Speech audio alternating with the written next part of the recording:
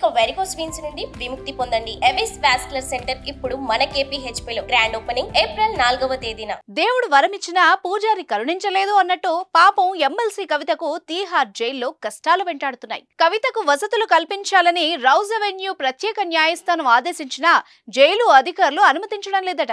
దీంతో ఈ విషయాన్ని కోర్టు దృష్టికి కవిత తరపు లాయర్లు తీసుకెళ్లారు.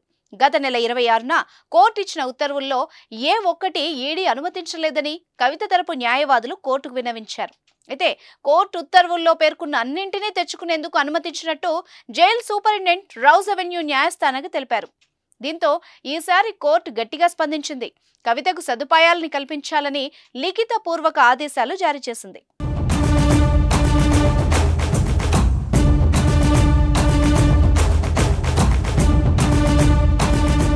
తీహార్ జైల్లో ఉన్న బీఆర్ఎస్ ఎమ్మెల్సీ కవితకు అవసరమైన వసతులు కల్పించాలని రౌజ్ అవెన్యూ న్యాయస్థానం మరోసారి జైలు అధికారులను ఆదేశించింది. కొన్ని వస్తువుల్ని స్వయంగా సమకూర్చుకునేందుకు అవకాశాన్ని కల్పించింది.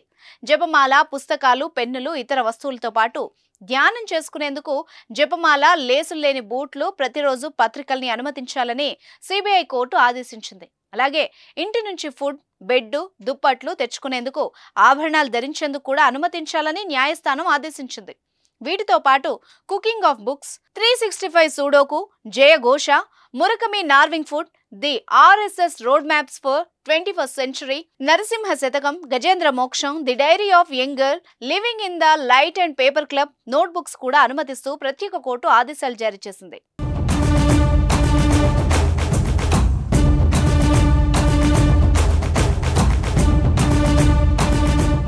సుమన్ టీవీలో మీ పర్సనల్ అండ్ బిజినెస్ ప్రమోషన్స్ కోసం కింది నెంబర్కి కాంటాక్ట్ చేయండి.